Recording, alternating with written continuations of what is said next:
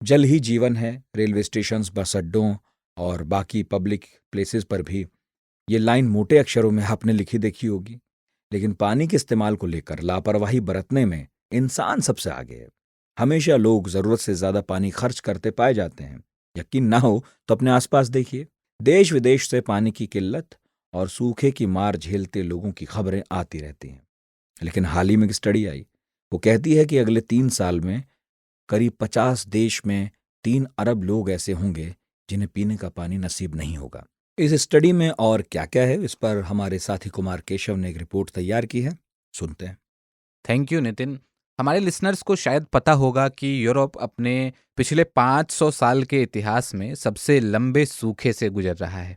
भीषण सूखे के बीच वहाँ बड़ी बड़ी नदियाँ और झीलें सूख रही हैं। डेन्यूब से लेकर राइन, ओडर और स्प्री नदियों के जलस्तर में भारी गिरावट देखने को मिल रहा है। जिन नदियों में माल ढुलाई वगैरह के लिए पानी के जहाज चला करते थे, अब वहाँ इन्हें चलाना मुश्किल हो रहा है और इससे इंडस्ट्री, लोगों की रोजी रोटी और खेती बाड़ी सब पर इम्पैक्ट पड़ रहा है। एक हैरान कर देने वाली बात बताएं, पिछले दिनों एक तस्वीर की बड़ी चर्चा थी इंटरनेट पे, जिसमें सर्बिया के पास दूसरे विश्व युद्ध के दौरान डूबे हुए जहाज दिखने लगे हैं। आप अंदाजा लगा सकते हैं कि नदियों का वाटर लेवल कितना कम हो गया होगा। इस बीच यूरोप के ही एक देश जर्मनी की यूनिवर्सिटी ऑफ बोन की एक स्टडी सामने आई है।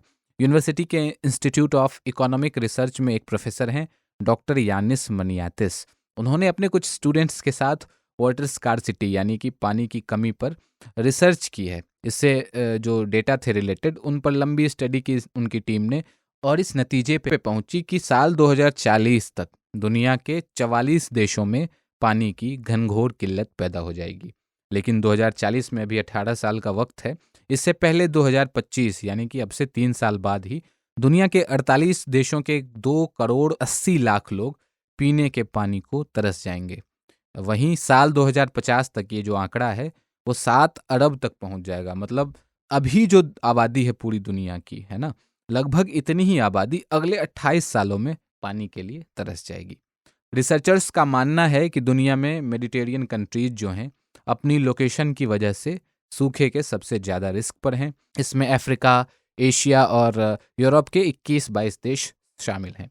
कुछ अहम देशों का नाम लूँ तो Egypt, France, Greece, Israel, Italy, Lebanon, Libya, Spain, Syria, Turkey जैसे देश आते हैं। तो पानी की इस गंभीर होती समस्या पर, पर्यावरण से जुड़े मुद्दों पर मुखर रहने वाले और एक बहुत शानदार किताब जल थलमल के लेखक सोपान जोशी ने बड़ी ज़रूरी बात कही है। यूरोप क्या, ये पूरी दुनिया में हो रहा है कि हमें पानी के बारे में बात हम तभी करते हैं जब या तो अकाल पड़ा हो, सूखा पड़ा हो या बाढ़ आई हो। साधारण स्थिति में हमें पानी की बात करना अच्छा नहीं लगता, क्योंकि उसमें हमारा मनोरंजन नहीं होता और हमारी बातचीत पूर्णतया मनोरंजन प्रधान हो चुकी है। उसमें सहज, सामाजिक और प्राकृतिक बातों की कोई ज्यादा जगह है नहीं। तो पानी की बात ऐसा तो नहीं है कि पानी की बात तभी की जाए जब पानी की किल्लत हो, बाढ़ आ जाए या अकाल पड़ जाए। और जिन समाजों ने पानी का काम बहुत अच्छे से किया है, हमारे समाज में इसका काम बहुत अच्छा हुआ है पहले, वो साधारण तरीके से पानी की बात करना और पानी का काम करना जानते थे।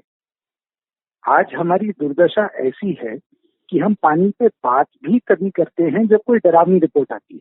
बिल्कुल, पानी की समस्या पर बात होनी ही चाहिए। ये एक ग्लोबल क्राइसिस है।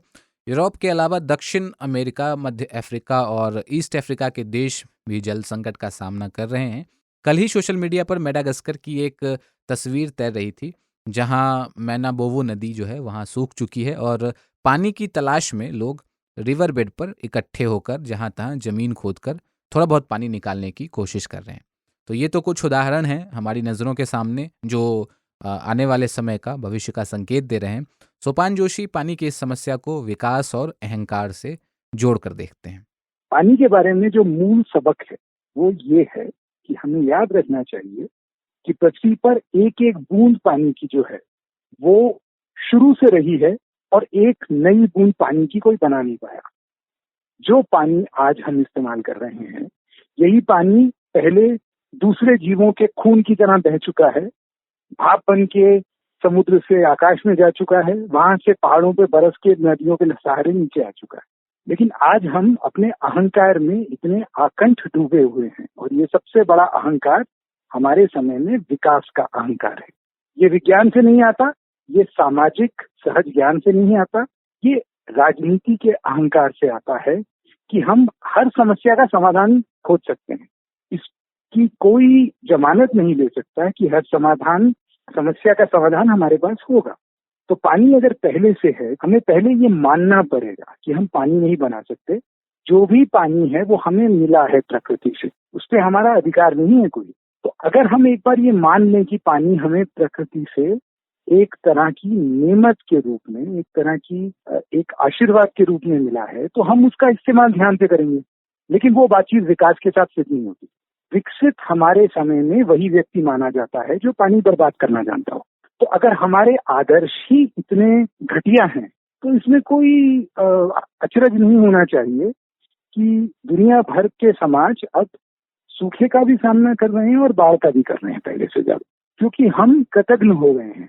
हमने प्रकृति के प्रति ये कृतज्ञता नहीं है कि हमने प्रकृति ने बनाया है, हमें जो पानी मिला है वो प्रकृति ने दिया है। आज हमको लगता है कि हर व्यक्ति का पानी पर अधिकार है, और ये अंधविश्वास है। ना तो विज्ञान ऐसा बताता है कि हर व्यक्ति का पानी पे अधिकार है, और ना हमारी सामाजिक धार्मिक परंपराएं ये बताती हैं। ये केवल राजनीति से निकला हुआ एक तरह का अहंकारी बड़बोलापन है विकास का, जिसकी कीमत हम चुका रहे हैं। तो परिस्थिति और भयावह हो, इससे बचने के लिए पानी और इसके रिसोर्सेज को बचाने की वैश्विक मुहिम चलाए जाने की ज़रूरत है। अगर पानी के दुरुपयोग को, मिसयूज को दुनिया भर में सही तरीके से कंट्रोल किया जाए, बल्कि रोका जाए, तो शायद आने वाले वक्त में हालात बदल भी सकते हैं। अभी वर्ल्ड वाटर वीक चल रहा है, तो हम एक्सपेक्ट कर रहे हैं कि जो लोग हमारे पॉडकास्ट को सुन रहे हैं वो आज ही से पानी को बचाने का प्रण लें। घर और बाथरूम में टैप से पानी कम बहाएं और बेवजह तो बिल्कुल ना बहाएं।